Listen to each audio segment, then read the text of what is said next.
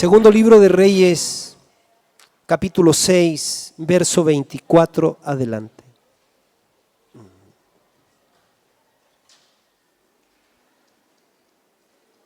Cuando Dios envía su palabra, siempre hay bendiciones de vida, de sanidad, de liberación. Cuando Dios envía su palabra, los ciegos ven, los sordos oyen. Cuando Dios envía su palabra, los paralíticos son sanados. Cuando Dios envía su palabra, entonces no hay enfermedad que se resista. Cuando Dios envía su palabra, con su palabra envía el poder creativo para lograr lo que Él ha dicho. Él dijo a través del profeta: así será mi palabra que sale de mi boca. No va a volver vacía, hará todo lo que yo quiero y será prosperada en aquello para que la envíe. Nosotros estamos aquí en torno al Señor, estamos a sus pies para recibir su palabra. Segundo libro de Reyes, capítulo 6, verso 24 dice: después de esto aconteció que Ben-Hadad, rey de Siria, reunió todo su ejército y subió y sitió Samaria. ¿Qué hizo? Sitió Samaria. Y hubo gran hambre en Samaria a consecuencia de aquel sitio, tanto que la cabeza de un asno se vendía por 80 piezas de plata y la cuarta parte de un cab de estiércol de palomas por 5 piezas de plata. Y pasando el rey de Israel por el muro, una mujer le gritó y dijo: salva, rey, señor mío. Y él dijo: si no te salva Jehová, ¿de dónde te puedo salvar yo? ¿Del granero o del lagar? Y le dijo el rey: ¿qué tienes? Ella respondió: esta mujer me dijo: da acá tu hijo y comámoslo hoy y mañana comeremos el mío. Esta mujer me dijo: da acá tu hijo y comámoslo hoy y mañana comeremos el mío. Y cocimos pues a mi hijo y lo comimos. El día siguiente yo le dije: da acá tu hijo y comámoslo, mas ella ha escondido a su hijo. Cuando el rey oyó las palabras de aquella mujer, rasgó sus vestidos y pasó así por el muro, y el pueblo vio el cilicio que traía interiormente sobre su cuerpo. Y él dijo: así me haga Dios y aún me añada si la cabeza de Eliseo, hijo de Safat, queda sobre él hoy. Y Eliseo estaba sentado en su casa y con él estaban sentados los ancianos. Y el rey envió a él un hombre, más antes que el mensajero viniese a él. Dijo él a los ancianos: ¿no habéis visto cómo este hijo de homicida envía a cortarme la cabeza? Mirad pues, y cuando viniere el mensajero, cerrad la puerta e impedidle la entrada. ¿No se oye tras él el ruido de los pasos de su amo? Aún estaba él hablando con ellos, y he aquí el mensajero que descendía a él. Y dijo: ciertamente este mal de Jehová viene, ¿para qué de esperar más al Señor? Y dijo entonces Eliseo: oíd palabra de Jehová. Así ha dicho Jehová: mañana a estas horas valdrá el seat de flor de harina un siclo, y 2 seat de cebada un siclo a las puertas de Samaria. Y un príncipe sobre cuyo brazo el rey se apoyaba respondió al varón de Dios y dijo: si Jehová hiciese ahora ventanas en el cielo, ¿sería esto así? Y él dijo: he aquí, tú lo verás con tus ojos, mas no comerás de ellos. Hay otro pasaje que quiero que solo tengan en memoria, y es un solo versículo que dice en Hebreos 4:2, dice: porque también a nosotros se nos ha anunciado la buena palabra o la buena nueva como a ellos, pero no les aprovechó el oír la palabra por no ir acompañada de fe en los que la oyeron. Hay experiencias que se repiten en la vida, experiencias como las que está viviendo Israel en una zona de sitio, en una zona de cautiverio, se han repetido a través de la historia bíblica. Y hay algunas experiencias que se asemejan muchísimo a las realidades que vive el mundo o viven naciones o a veces viven ciudades. Yo creo que hoy día como nunca es pertinente recibir esta palabra que nos habla sobre la importancia de que nosotros podamos afinar nuestro oído para oír el otro mensaje, caminar por ese otro mensaje. Fíjense que la Biblia dice en el pasaje de Hebreos que acabo de leerle, de que en todos los tiempos ha sido dada una palabra, pero que en el tiempo en que escribió el escritor de Hebreos se dio una palabra, que Dios anunció la buena nueva, pero que la gente que escuchó esa palabra no les aprovechó el oír la palabra por no ir acompañada de fe en los que la oyeron. Esto es muy importante y quiero que escuchen lo siguiente. Cuando hay testarudez e incredulidad en el corazón humano, el camino de 11 días se transforma en un camino de 40 años. Eso le sucedió a Israel. Dice la Biblia que no les aprovechó el oír la palabra por no ir acompañada de fe en los que la oyeron. Qué importante es la fe para alcanzar las promesas. La fe de Dios en nosotros. El oír la palabra por la fe de Dios en nosotros. La fe de Dios en nosotros puesta en acción es lo que agrada el corazón de Dios. A ver, quiero decirte lo siguiente. Desde el día en que la gracia golpeó a nuestra puerta, desde el día en que nosotros tuvimos la experiencia de haber sido perdonados por Dios, de haber nacido de nuevo, ese día fuimos habilitados por más gracia de la que nos imaginamos.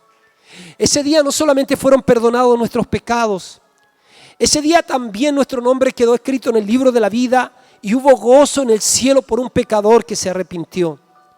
Ese día también nos fue impartida la naturaleza divina. Ese día también nos fue impartida la medida de fe, el tipo de fe que posee Dios. A partir de ahí ya no caminamos confiando en la fe humana. A partir de ahí algo sucedió en nosotros que nos habilitó para creer en Dios y creerle a Dios. Ahora, la fe puesta en nosotros es como un músculo que se desarrolla en el tiempo. A ver si le bajas un poquito a la música de fondo, por favor. La fe es como un músculo que se desarrolla en el tiempo. La fe de Dios en nosotros, una vez que la ponemos en acción, porque la fe puede estar en nosotros, pero no ser ejercitada. Por eso hablo de poner en acción la fe de Dios en nosotros, es la que va a agradar el corazón de Dios. La Biblia dice que sin fe es imposible agradar a Dios. Una cosa es creer en Dios y la otra cosa es creerle a Dios. Y nosotros tenemos que pasar desde la realidad de que tenemos la fe de Dios, pero a la otra realidad que es poner en acción la fe de Dios que está en nosotros. Porque eso va a ser definitivamente lo que va a procurar o va a lograr en nosotros que experimentemos las promesas que Dios nos ha hecho a cada uno de nosotros. Muéstrame tu fe sin tus obras y yo te voy a mostrar mi fe por mis obras.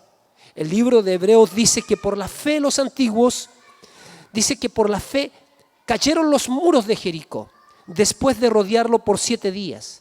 Dice que por la fe Rahab la ramera no pereció juntamente con los desobedientes, habiendo recibido a los espías en paz. ¿Y qué más digo? Porque el tiempo me faltaría contando de Gedeón, de Barak, de Sansón, de Jefté, de David, así como de Samuel y los profetas, que por fe conquistaron reinos, que por fe dice conquistaron reinos, escuche, por fe conquistaron reinos, por fe conquistaron reinos, por fe hicieron justicia, por fe dice alcanzaron promesas. Quiere decir que las promesas de Dios para que se hagan realidad en nosotros hay que alcanzarlas. Por la fe taparon boca de leones. Por la fe apagaron fuegos impetuosos. Por la fe evitaron filo de espada, sacaron fuerzas de debilidad, se hicieron fuertes en batalla, pusieron en fuga ejércitos extranjeros. Qué importante, mis queridos, hacer una revisión sobre el tipo de fe que está moviéndose en nosotros. Mire que cómo somos nosotros a veces, que nos falta tanta coherencia en el tema de que lo que yo digo que creo con lo que hago en relación a lo que creo sea lo mismo. Estando en la conferencia del pastor Calle en un grupo humano como de 3.000 personas, él hizo una pregunta. Él dijo, ¿cuántos de ustedes aquí tienen deudas? Entonces, de verdad, yo estaba en el primer asiento, privilegiado, miré hacia atrás y más o menos yo creo que de las 3.000 personas que habrían, 2.950 y tantas levantaron la mano. Y él les dijo, ¿y ustedes se quieren ir en el rapto? Entonces, yo pensé y dije, claro, eso es lo que precisamente pasa, no solamente en eso, sino que en muchas áreas de nuestra vida, en que nosotros decimos creer algo, pero la vida nuestra no está a la par con aquello que creemos. No estamos haciendo los ajustes a ver si la gente que dice que el Señor vendrá en 1 minuto más o en 5 minutos más podría venir, entonces, bueno, y está llena de deudas, ¿cómo entonces está siendo coherente con la venida de Cristo? Se supone que se tiene que preparar para cuando Él venga. Entonces, lo que yo quiero decir es que muchas veces tenemos una fe teórica, una fe que decimos creer de aquí para allá, pero que no hacemos nada en nuestra vida o no hacemos mucho para regular nuestra vida con aquello que creemos. Entonces yo estoy hablando aquí que es importante tener la fe que definitivamente te lleva a lograr cosas. Fe que te lleva a alcanzar objetivos. Los antiguos, los que están en el Salón de la Fama, en el capítulo 11 del libro de los Hebreos, no era gente que a lo mejor nosotros invitaríamos a nuestras reuniones. Nosotros a lo mejor no invitaríamos a Sansón a nuestros cultos para que predique porque Sansón tenía problemas con las mujeres. No invitaríamos a Abraham, ve que Abraham dijo que su esposa era su mujer para salvar su vida. No invitaríamos a predicar a Moisés, pues Moisés mató a un egipcio. Era un asesino, fue un asesino. No podríamos invitar a David, pues David también mató a Urías, que era una de las personas más cercanas a él, cierto, por quedarse con su mujer o por esconder el pecado de adulterio. Obviamente, pero ¿por qué están en el Salón de la Fama? Porque esas personas, a pesar de que desde nuestro punto de vista a lo mejor no calificaban, pero sí quiero decir que esas personas no calificaban de nuestro punto de vista a lo mejor moral, pero sí calificaban en cuanto a creerle a Dios. Ellos no están ahí porque moralmente eran perfectos. No estoy diciendo que podemos darnos licencia y que podemos tener una dicotomía entre lo que creemos y lo que hacemos. Lo que estoy diciendo es que nosotros podemos tener la vida correcta y no necesariamente por eso agradar a Dios.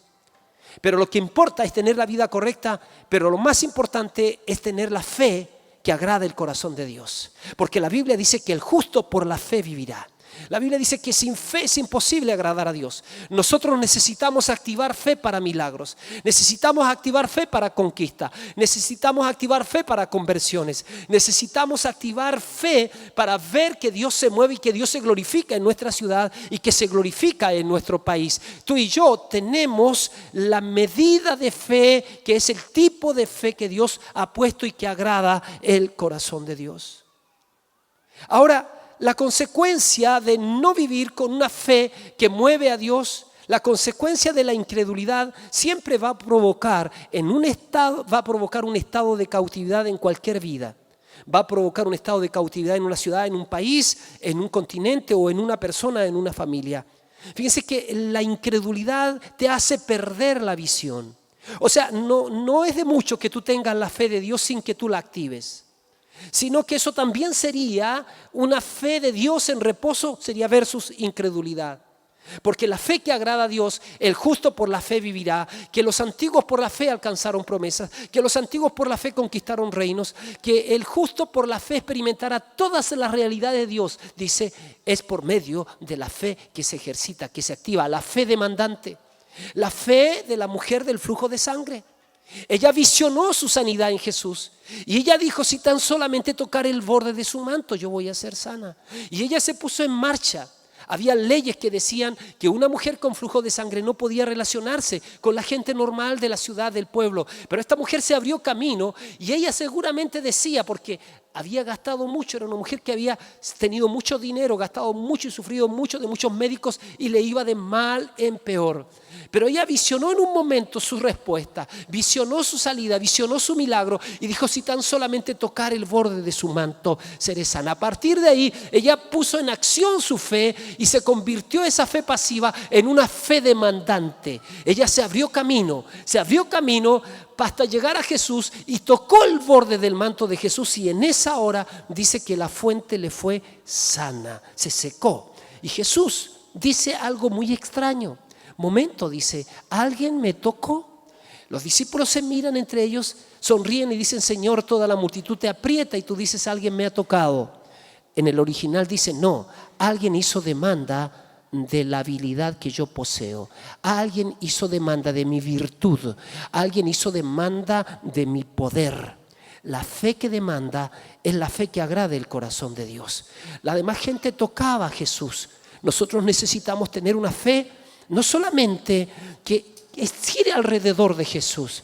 Necesitamos poner en movimiento la fe para cumplir nuestra asignación, para alcanzar lo que Dios nos ha prometido, para ver en realidad a Dios obrando en medio de nosotros. Ahora bien, les dije que la consecuencia de la incredulidad va a provocar un estado de cautividad en cualquier vida. La incredulidad te hace perder la visión. No te olvides que Dios, el lenguaje del Espíritu Santo son los sueños y las visiones, pero la fe te hace mantener viva la visión que Dios puso en tu corazón. Hay cosas definitivamente que no puedes hacerlas sin soñar. ¿Sabe qué? Y una de las cosas que pasa cuando las personas permiten incredulidad en su corazón, entran en una zona de cautividad y pierden su capacidad de soñar. Por favor, estoy viendo mucha gente moviéndose, no tiene que ser así. Perder la capacidad de soñar es morirse en vida. No solo son muertos los que yacen bajo las tumbas frías, muertos son los que no tienen a Cristo y viven todavía. La Biblia dice que de los israelitas cuando salieron de la cautividad, dice cuando el Señor nos hizo salir de la cautividad, ahora ya nos hizo como los que sueñan. Eso quiere decir que estando en cautividad pierdes tu capacidad de soñar. Entonces, cuando tú tienes sueño, cuando tienes visión, entonces te proyectas hacia el futuro. Las visiones se forman en el corazón de los que no están satisfechos con el estado de las cosas. La incredulidad te hace perder la visión, pero ¿qué es la visión? La visión se forma en el corazón de los que no están satisfechos con el estado de las cosas. La visión es una clara imagen mental de lo que podría ser, alimentada por la convicción de que así debería ser. La visión es un futuro preferido, es un punto de destino. La visión siempre se presenta en contraste con el mundo tal como es. La visión exige cambios, implica movimiento, pero necesita de alguien que adelante su causa. Para que una visión se convierta en una realidad, alguien debe arriesgarse. La visión exige visionarios. El soñador piensa en que las cosas deberían de ser definitivamente distintas, pero también se involucra, tiene sueños, tiene visión, se convierte en un visionario cuando se involucra en el cambio, no solamente cuando piensa que las cosas deberían de ser distintas. Gente que haya dejado que su mente y su corazón se muevan fuera de las fronteras artificiales que impone el mundo tal como es, eso es visión. Una visión exige que haya personas con el valor necesario para actuar movido por una idea. La visión de Dios en tu corazón te hace anhelar una realidad diferente, te hace anhelar una realidad de bien, una realidad de bendición. La visión de Dios en tu corazón te hace verte a ti como Dios te ha visto siempre. La visión de Dios en tu corazón te revitaliza, te anima, te dice sí, hay un objetivo por el cual vale la pena vivir, vale la pena pagar el precio. Pero la incredulidad hace que pierdas la capacidad de mantener la visión viva.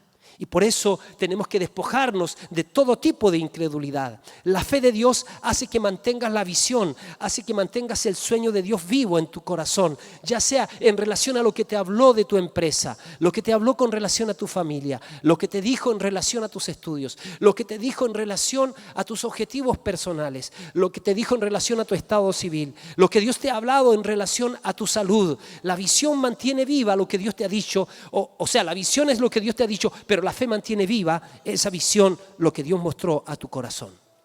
Cuando nosotros miramos la vida de Abraham, ponga atención en esto.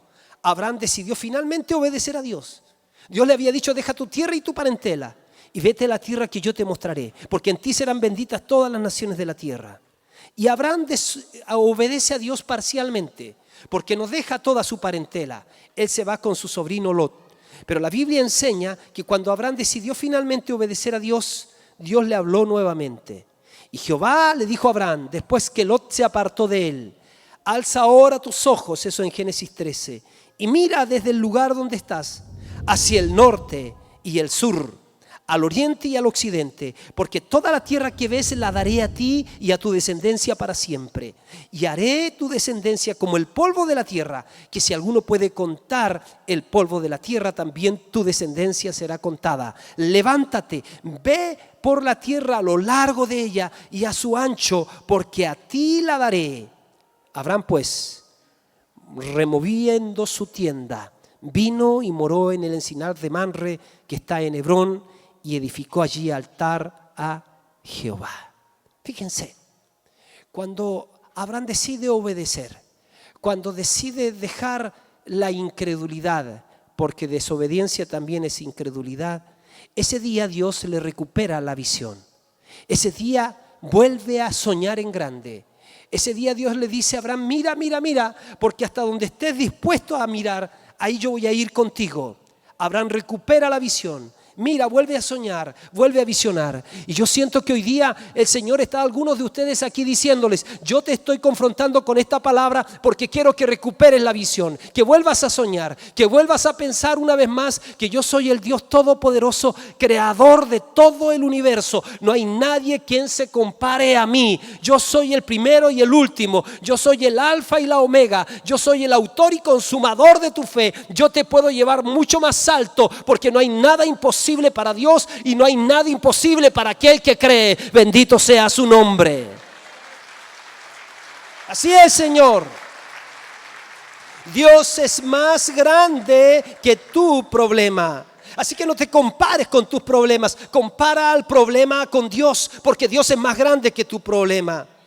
Por la fe los antiguos alcanzaron promesas. Ellos tuvieron un tiempo en que proclamaron y declararon sus dolores de parto, pero llegó otro tiempo en que ellos mostraron al bebé. Y yo tengo la impresión en mi espíritu que donde hay dificultades, donde hay aparentes tinieblas, está viniendo la luz del Dios Todopoderoso para que nosotros no solamente hablemos del bebé, sino que lo mostremos, para que nosotros seamos los que poseamos las promesas que Dios nos ha dado. Bendito sea su nombre. Dale un aplauso al Señor.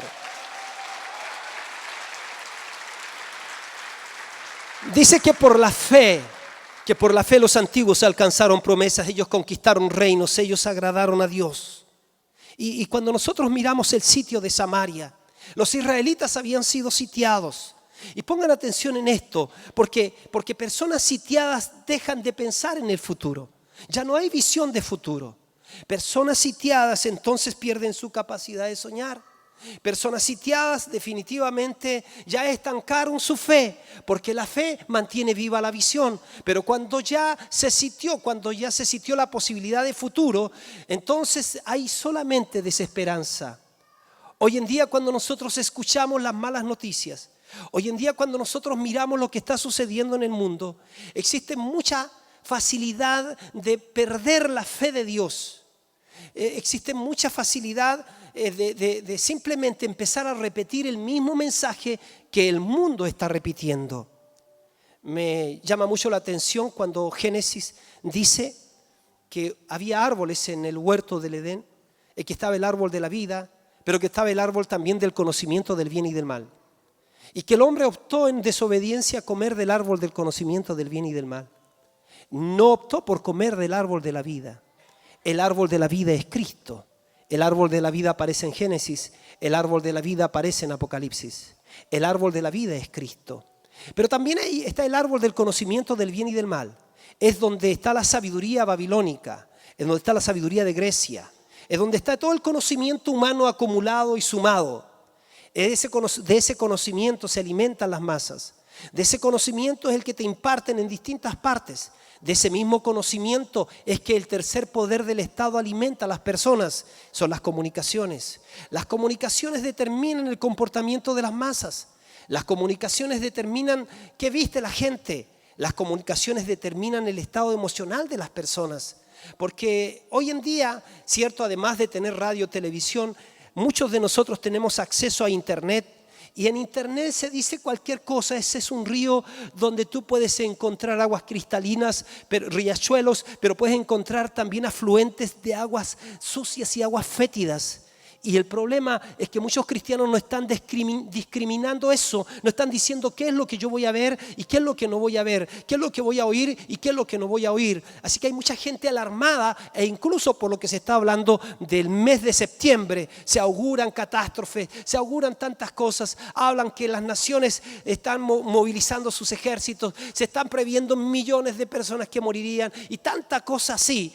Definitivamente, cuando un país, cuando un mundo está sitiado, entonces pierde la capacidad de soñar. La moral, la vida, la gente toda se hace inmediatista. La gente no piensa para el futuro. Pero fíjate que la consecuencia de eso, de ser incrédulos, porque cuando uno es incrédulo, uno corta la posibilidad de recibir el suministro del cielo. ¿Sabes qué? Vuelvo a decirte, tú puedes ser moralmente bueno, no fumas, no tomas, no bailas apretado, no pateas el perro. Pero si eres incrédulo, Dios podría querer hablarte mucho. Pero sabes que ninguna de esas palabras entraría a tu corazón y no te aprovecharía porque no va acompañada de fe en ti que oyes la palabra. Por eso tiene que ir acompañada de fe lo que estás oyendo hoy día, porque Dios quiere conectarte con la voz que viene del cielo. Fíjate, dice que estaba sucediendo algo increíble en Samaria. Dice que la cabeza de un asno costaba carísimo. Dice que un caz de estiércol de paloma, el excremento de la paloma, dicen algunos, servía para combustible. Algunos dicen que incluso servía como sal para preservar. Otros dicen que servía hasta como alimento. En esa condición en que el enemigo había sitiado la ciudad o la zona, y ellos no había alimentos, ya estaba muriendo mucha gente dentro, y ellos estaban comiendo un alimento malo a un precio muy alto, a un precio muy caro. Una cabeza de burro, el caz de estiércol de paloma, era carísimo, un alimento malo a un precio muy alto. Hermanos queridos, dejar de orar, dejar de leer la palabra de Dios. No solo de pan vivirá el hombre, sino de toda palabra que sale de la boca de Dios. Es comer un alimento malo a un precio muy alto, dejar de comer la palabra de Dios, porque empiezas a comer de lo que dice la gente, porque empiezas a creer solo lo que dicen las noticias, porque tu afluente no es del árbol de la vida, el afluente de conocimiento, el suministro no viene del árbol de la vida, sino que viene del árbol del conocimiento del bien y del mal, viene de una sabiduría animal, diabólica, viene de una sabiduría que no te insufla fe, que no te imparte fe, que no te imparte vida. Por eso es que la Biblia dice, no solo de pan vivirá el hombre, sino de toda palabra que sale de la boca de Dios. Por eso el Salmo 1 dice, bienaventurado el varón que no anduvo en consejo de malos. Definitivamente, lo que comes es lo que tú piensas, lo que lees es lo que tú piensas. Entonces, ¿a quién tú pones tu oído? ¿Quién susurra tu oído? Es lo que tú comes. E incluso lo que sale de tu boca, quiero decirte que la vida y la muerte están en poder de la lengua. Lo que tú dices, recibes. Entonces, cuando nosotros decimos cosas negativas, quiero que sepas que el primer terreno que recibe esa mala semilla es tu propio corazón.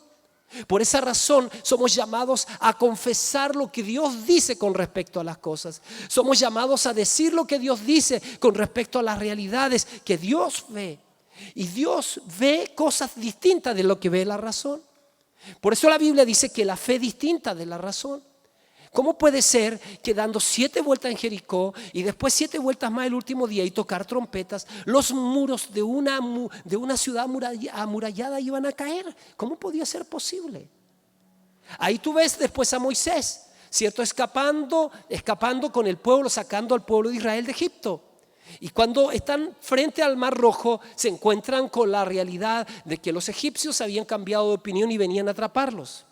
Tenían también la posibilidad, entonces ahí están ellos en medio entre los egipcios y el mar. Ahora dígame usted, ¿qué es más fácil? Porque aquí habían 3 alternativas. La primera alternativa era que Moisés diera la orden y que esas 2 millones de personas empezaran a nadar. Pero fíjense, habían sido esclavos por tanto tiempo, no habían olímpicos ahí, así que iban a morir en 10 minutos, 20 minutos ahogados. La otra posibilidad sería en que todos tenían que enfrentar al enemigo. Eso significa que iban a morir, pues no eran un pueblo guerrero todavía. Ellos en el desierto aprendieron la guerra. De manera que ahora habían dos cosas razonables. Una de dos: vas y confrontas al enemigo, o vas o te pones a nadar. Pero lo tercero era levantar la mano. Levantar la mano por la orden que Dios le había dado y el mar se abría. Eso era. La pregunta es, de las tres opciones, ¿qué era lo más fácil para la razón? Las dos primeras. Las dos primeras. Porque ¿cómo puede ser posible que ante un peligro tan grande yo ahora se me ocurra levantar la vara para que se abra el mar? Eso aparentemente es lo más difícil. Es creer. ¿Ve? Lo más difícil frente a una situación difícil es creer. Pero la Biblia dice que definitivamente lo que moverá el corazón de Dios es la fe. Dice que el justo por la fe vivirá y que sin fe es imposible agradar a Dios. Y estoy aquí para decirte, tú y yo poseemos la fe de Dios. Entonces tomemos riesgos con Dios, creámosle a Dios, pues Dios está de nuestra parte.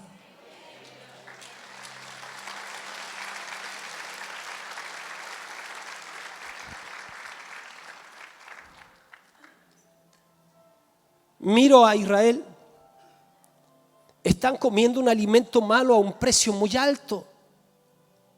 No dedicar el tiempo para nutrirte con la verdad de Dios y escuchar cualquier lecera es comer un alimento malo.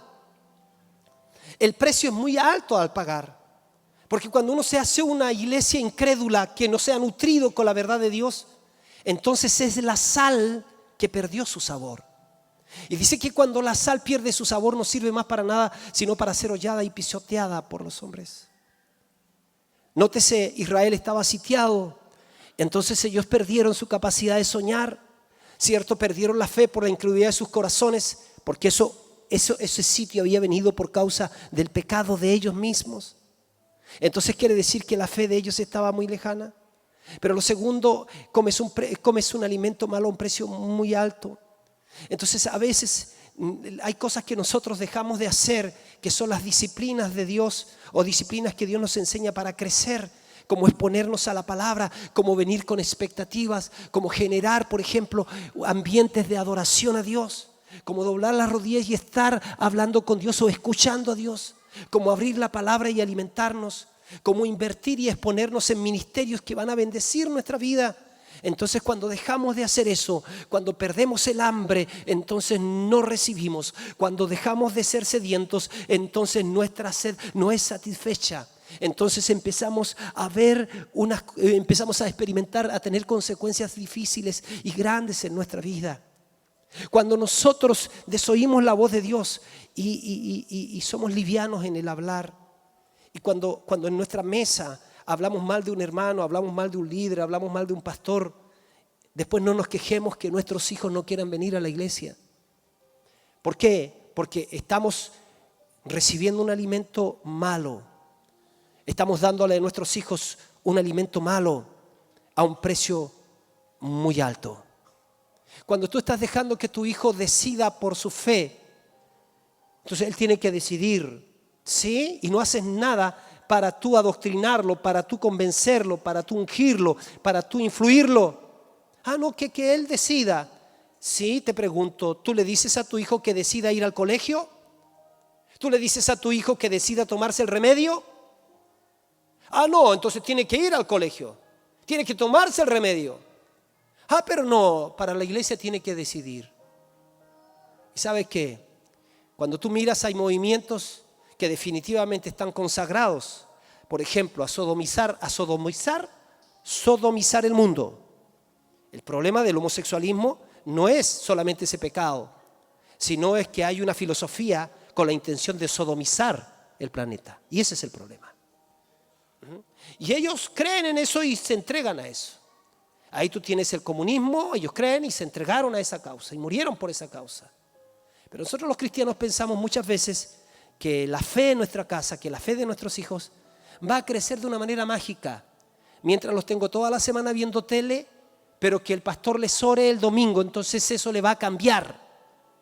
Ellos tienen más conocimiento de los monos animados que de los personajes bíblicos. Es tiempo de cambiar eso. Es tiempo de poner en práctica nuestra fe. y decir: Señor, tú dijiste que cuando yo siembre la semilla, cuando yo instruya al niño en su camino, tu palabra me promete que aun cuando fuere grande no se apartará de él.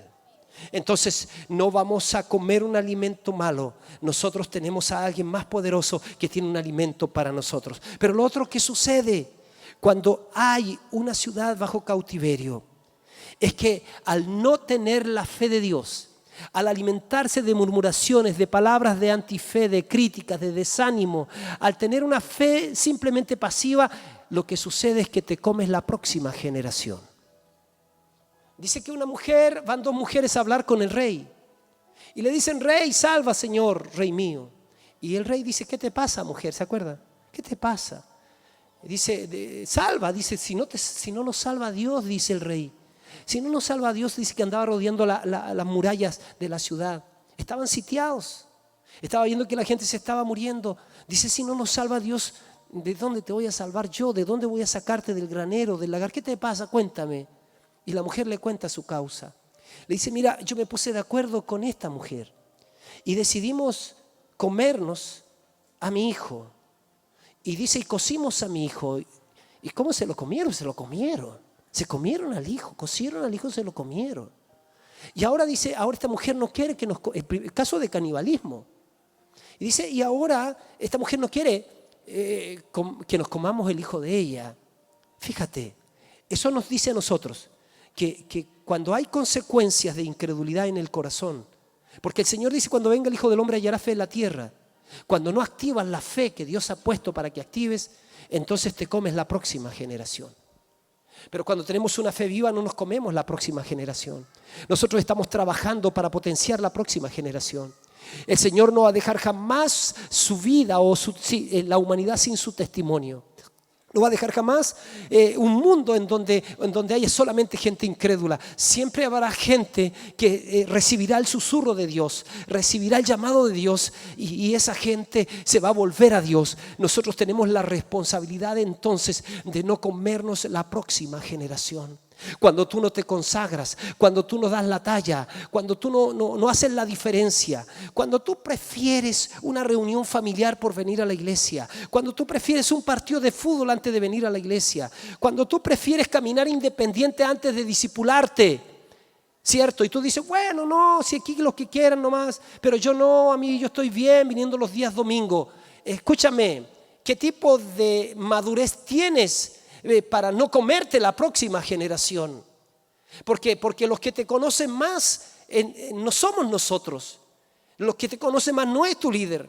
Los que te conocen más son tus hijos.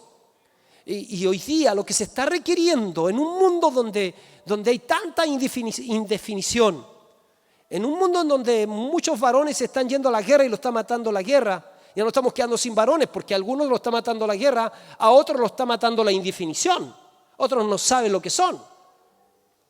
Hoy en día necesitamos que los varones asumamos nuestro rol de cabeza del hogar, asumamos nuestro rol de sacerdotes, que como varones doblemos nuestras rodillas y derramemos nuestro corazón delante de Dios diciendo: Señor, transforma mi vida, porque si transforma mi vida, mi casa va a ser transformada, mis hijos van a ser transformados, mis nietos van a ser transformados. Si mi vida es transformada, entonces vamos a tener una iglesia sólida en la ciudad de Arica, vamos a tener un contingente sólido, porque cuando el varón se pone en contacto, se pone en comunión, se pone en comunión con Dios, se entrega en la voluntad de Dios, entonces hay esperanza, pero harta esperanza para que toda esa casa se convierta y venga la gloria de Dios a esa casa.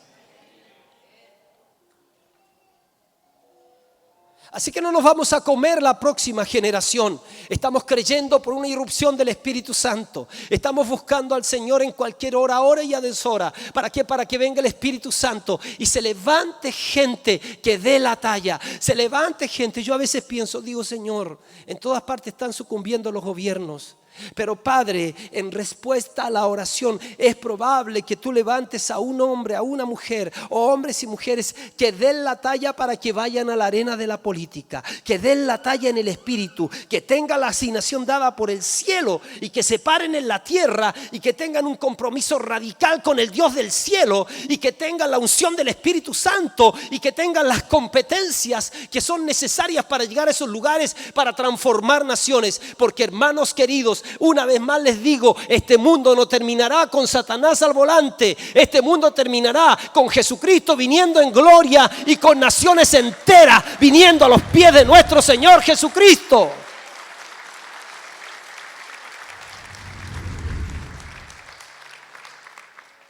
Así que si algún día estás orando más de la cuenta, entonces ¿por qué oras tanto? Que tu respuesta sea: estoy orando porque yo no pienso comerme la próxima generación. Si he de mover un poco con mi vida de oración, si he de cautivar algún corazón, si he de hacer bajar un poco de fuego del cielo para que alguien se vuelva a Dios y diga: Señor, yo voy a ir ahí, yo voy a ir a las comunicaciones, yo voy a ir a la economía, yo voy a ir a las artes y celebraciones, yo voy a ir a la familia. Entonces va a valer que nosotros estemos más tiempo del necesario clamando a Dios. Yo le digo: Señor, haces tanta falta en nuestra ciudad, haces tanta falta en nuestro país, haces tanta falta en nuestro continente. Por lo menos que mi voz sea algo que se una a la voz y el clamor de tantos que están diciendo: venga tu reino, que se haga tu voluntad aquí en la tierra como se hace en el cielo.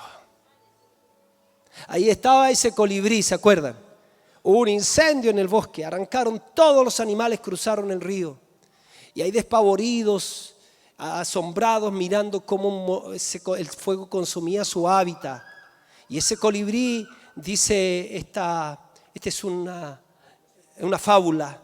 Una fábula dice que el colibrí metía su piquito en el agua y volaba rápidamente y hacía caer una gota en medio del incendio, y volvía y sacaba otra y la tiraba. Y entonces los animales, entre el espanto, la tristeza, algunos miraron con mucha incredulidad lo que estaba haciendo el colibrí. Alguien dijo, es cierto, el picaflor, alguien dijo: oye, picaflor, pero ¿no te parece que lo que estás haciendo es una tarea imposible?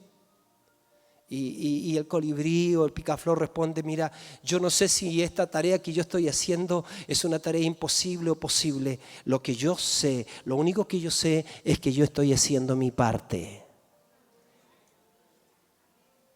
Así que si tú haces tu parte y yo hago mi parte, entonces, mis queridos, va a suceder lo siguiente. Ya estoy terminando. Pero este pasaje a mí me muestra que en medio de esta circunstancia, en donde la gente había perdido su capacidad de soñar, en donde la gente estaba comiendo un alimento malo a un precio muy alto, en donde la gente estaba poniendo su confianza en el brazo humano, porque eso sucede cuando descartas a Dios. Entonces ya la gente no está mirando para el cielo, ya no está mirando el mensaje de Dios. Esa gente entonces está como la mujer que va donde el rey: ¡Ey, rey, salva, salva, rey mío! Y la respuesta de los gobernantes es: ¿de dónde te salvo yo? Si yo mismo estoy tan atrapado como tú.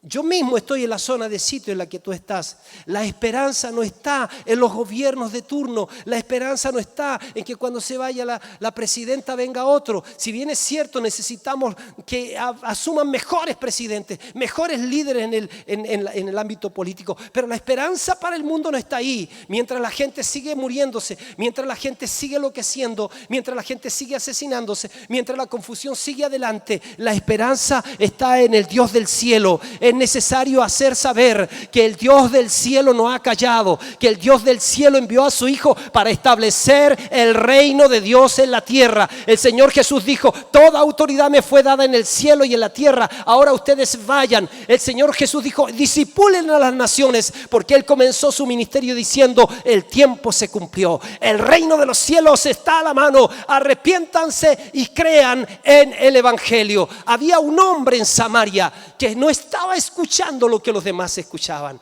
Había un hombre en Samaria que estaba reunido con los ancianos de Israel. Un hombre en Samaria que estaba haciendo la diferencia. En medio de una condición de convulsión y oscuridad, había un hombre en Samaria que estaba conectado con el Dios del cielo, que tenía un mensaje diferente. A pesar de que seguramente podrían haber mucha gente diciendo que incluso lo que estaba pasando en Samaria era un total abandono de Dios, había un hombre en Samaria que conocía otro aspecto del Dios del cielo, que conocía otra faceta del Dios creador del universo. Dios no quiere achicharrar la gente, Dios no quiere destruir la gente, Dios no quiere matar la gente. El Dios todopoderoso sigue diciendo que mañana a estas horas todo cambiará, mañana a estas horas vendrá la bendición de Dios. El Dios todopoderoso nos ha dicho en Jesucristo, porque de tal manera amó Dios al mundo que envió a su Hijo Jesús, para que todo aquel que en él cree no se pierda,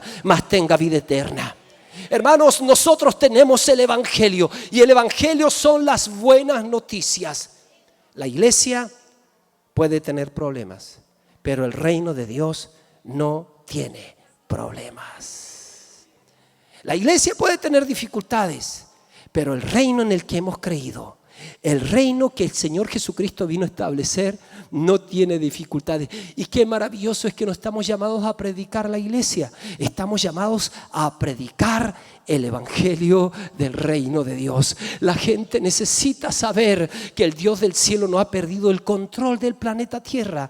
La gente necesita saber que el Señor Jesucristo, un día estando en la cruz, dijo: consumado es. Cuando vino todo el juicio sobre él, vino el juicio, vino la ira sobre él, para que el mundo entienda que ahora no tiene que, en verdad no tiene por qué esperar ira. Ellos pueden fácilmente, o ellos pueden acudir a la puerta que se ha abierto para ellos. Ellos pueden acudir a recibir el perdón de Dios, a creer en el evangelio.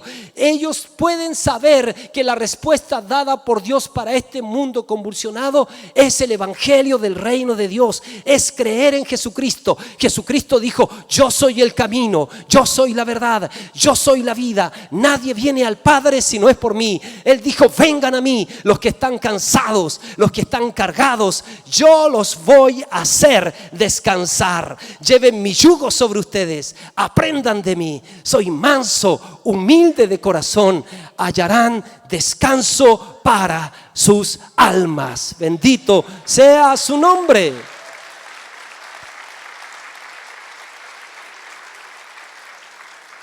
Tenemos un reino inconmovible.